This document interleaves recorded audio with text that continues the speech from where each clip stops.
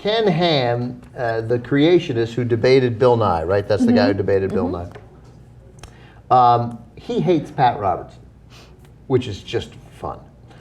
He hates Pat Robertson because Pat Robertson, earlier this month, or maybe last, or maybe in March, I mean, not maybe in April, Pat Robertson earlier this year had this to say in response to a caller about the age of the earth. The truth is, you have to be deaf, dumb, and blind to think that this earth that we live in only has 6,000 years of existence. It just doesn't. There's no question that there were dinosaurs, and no question that radiocarbon dating, there were 65 million.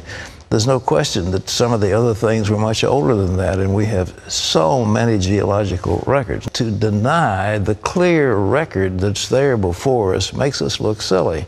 And you got the old Earth, new Earth. There's no way that all this that you have here took place in 6,000 years. It just couldn't have been done. Couldn't possibly have been done. So Pat Robertson follows that up by making it very clear that that in no way precludes the existence of God.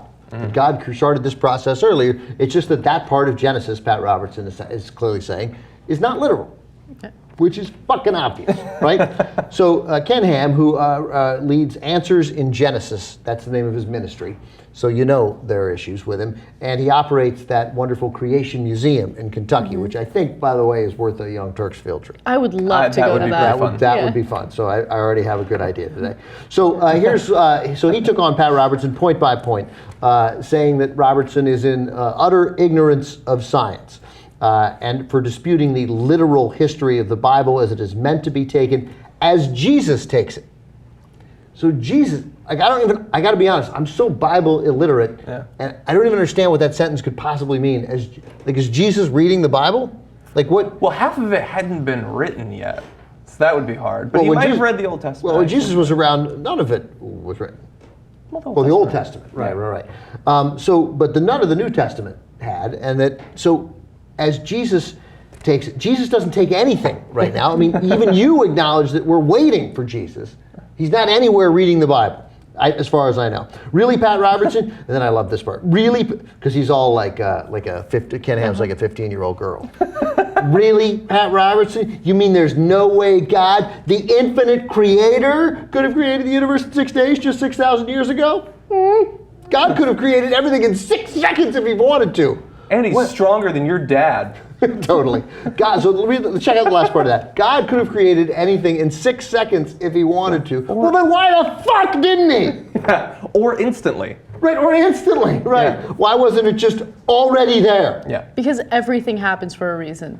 That's why. Last thing from Ken Ham. Sadly, it's Pat Robertson, he says here, who makes Christianity look silly, which is why the atheists love him today. What a travesty. The man, Pat Robertson, uses his position on a major Christian TV program to help the atheists mock God's word.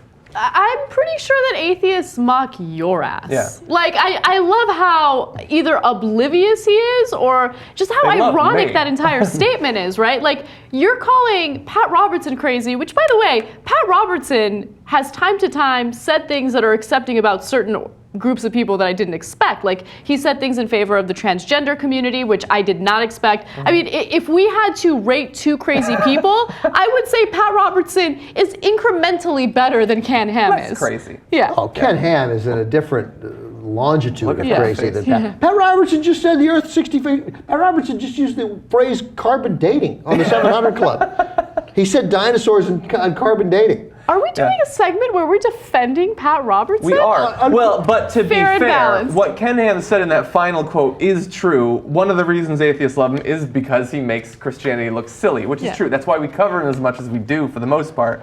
And he does look a lot like Bryan Cranston there. And here's my little artist rendering of Pat Robertson. I've just given him. Doesn't he look silly? I've given him glasses and a beard. And That's a good look. He should work on that. He's a little sexier now. He looks like I think all men with beards are sexy. Apparently, were I gay, I guess I would go for the Bears. What happened to this show?